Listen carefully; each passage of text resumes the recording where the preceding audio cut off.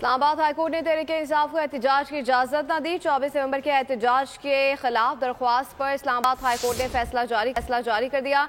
अदालत का वज़ीर दाखिला को सियासी जमातों से मुज़ाकरात का मशवरा। फैसले में कहा कि अमन अमान कायम रखने के लिए इस्लामाबाद इंतजामिया कानून के मुताबिक तमाम इकदाम उठाए। इंतजामिया की जिम्मेदारी है कानून की खिलाफ वर्जी ना होने दी जाए। वज़ीर दाखिला मोहसिन नकवी भी अदालत में पेश हुए।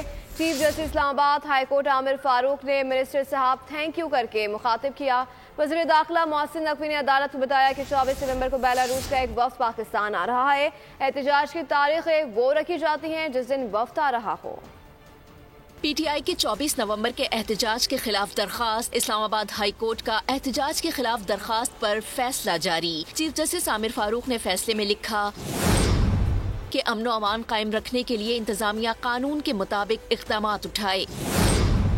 यकीनी बनाया जाए कि आम शहरियों की जिंदगी में कोई रखना न पड़े। पब्लिक ऑर्डर 2024 के मुताबिक धरने और एहतजाज वगैरह की इजाजत के लिए मुरव्वजा कानून है। इस्लामाबाद इंतजामिया मुरव्वजा कानून के खिलाफ एहतजाज की इजाजत न दे। समाअत के दौरान चीफ जस्टिस आमिर फारूक ने वजीर दाखिला मोहसिन नकवी को तलब किया था। कुछ देर बाद मोहसिन नकवी अदालत में पेश हुए। चीफ जस्टिस ने वजीर दाखिला मोहसिन नकवी से मकालमा करते हुए कहा कि मैं आम तौर पर वुज़रा को नहीं बुलाता, लेकिन सूरत हाल ही कुछ ऐसी है। थैंक यू मिनिस्टर साहब। चीफ जस्टिस आमिर फारूक ने रिमार्क्स दिए कि पहले भी इस तरह की सूरत हाल पैदा हो चुकी।